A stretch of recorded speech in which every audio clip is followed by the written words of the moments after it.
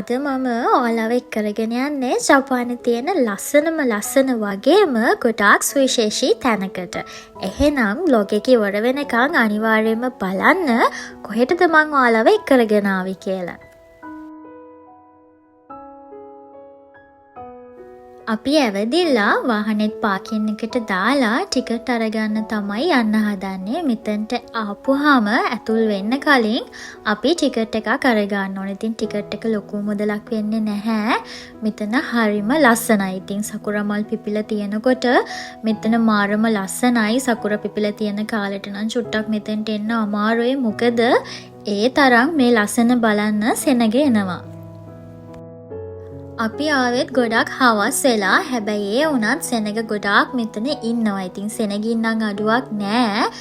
මේක 5 වෙනකොට ක්ලෝස් කරනවා. ඉතින් ඒ නිසා අපි මේ යන්නේ හදිසියෙන් ටිකට් ටික අරගෙන ඉක්මනට ඇතුල් වෙන්න.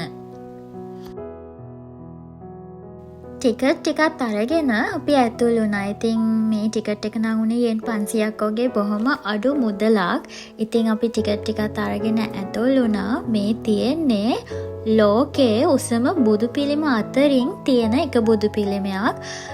දැනට ලෝකයේ උසම බුදු පිළිම තියෙන්නේ මම හිතන විදිහට චීනයේ. ඉතින් චීනට කලින් ලෝකයේ උසම බුදු පිළිම ලෙස තමයි මේ බුදු පිළිම නම් කරලා තිබ්බේ. ජපානයේ කල්චර් එක ඇතුලේ මෙන්න මේ වගේ ප්‍රාර්ථනා ලියලා එල්ලන එක හරිම සාමාන්‍ය දෙයක්. ඉතින් මෙතන බුද්ධ රූප තියෙනවා. ඒවා අපි සල්ලි දාලා අරගෙන අපිට මොනම හරි ප්‍රාර්ථනාවක් තියෙනවා නම් ඒ ප්‍රාර්ථනාව ලියලා ගැට ගහන්න පුළුවන්.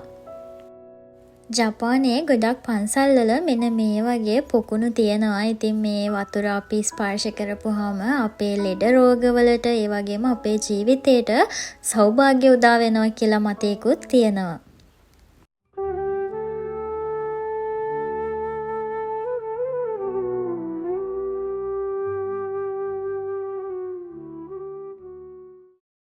අපේ ගේ ගාවේ ඉඳලා පොඩි දුරකින් තමයි මේ පන්සල තියෙන්නේ. ඉතින් ජපානයේ ඉන්න කෙනෙක් නම් තාම මෙතනට ඇවිල්ලා නැත්නම් Google එකේ search කරන්න උෂිකෝ දයිබුත්සු කියලා. ඉතින් ඉබරකි කෙනෙක්ගේ තියෙන්නේ. අනිවාර්යයෙන්ම ජපානයේ ඉන්න කෙනෙක් නම් මෙතනට එකපාරක් හරි එන්නම ඕනේ.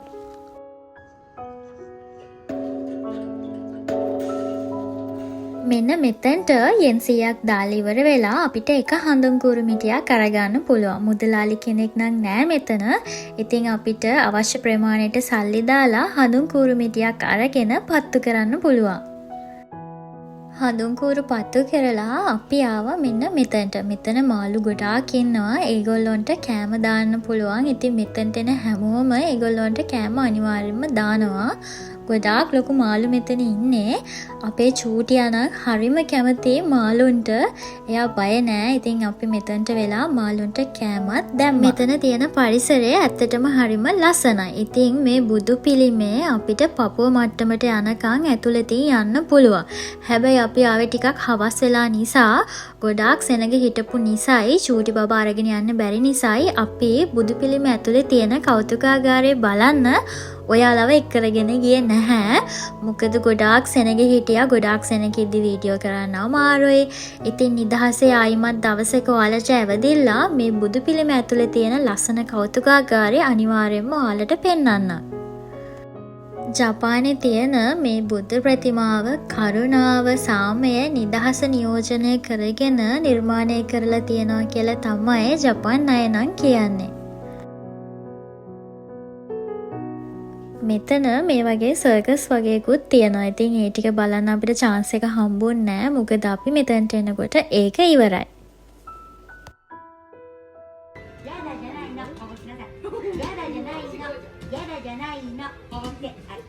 සරලි කෝල මුව මතින් පිපුණා කිංකිණි නාදදී නිල්වන්නෙත් විලේ කැල්ම කියාතරේ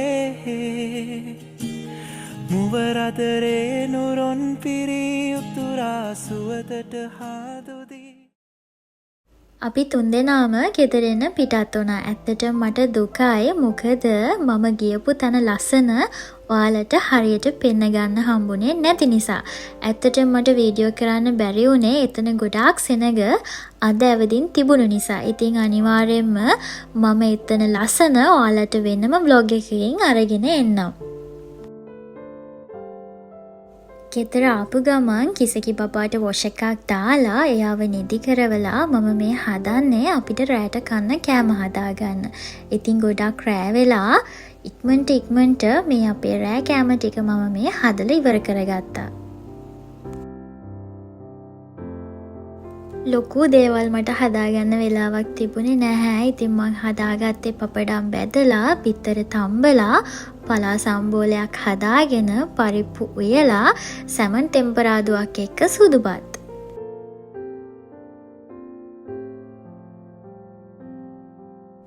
හෙට උදේට මට බර්ත්ඩේ කේක් එකක් දෙන්න තියෙන නිසා මම චොක්ලට් කේක් එක බේක් වෙන්න දාගන්න තමයි හදන්නේ. මොකද මේක oven එකට දාලා බේක් වෙන්න පැයක් වගේ යනවා. ඉතින් මට උදේට නැගිටලා අයිසිං කරන්න ලේසි නිසා මම ඒකත් රෑම හදලා බේක් වෙන්න දාගත්තා.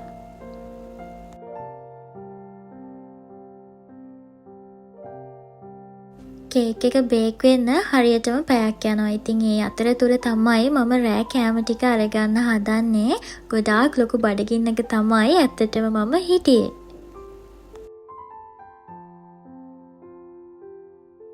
කෑම කාලේ ඉවර වෙලා කිචන් එකත් අස් කරලා ඉවර වෙනකොට ගානට කේක් එකත් බේක් වෙලා ඉවරයි. ඉතින් කේක් එකත් මම නිවෙන්න තියලා දැන් හදන්නේ චූටි පුතාගේ බෑග් එක හදන්න.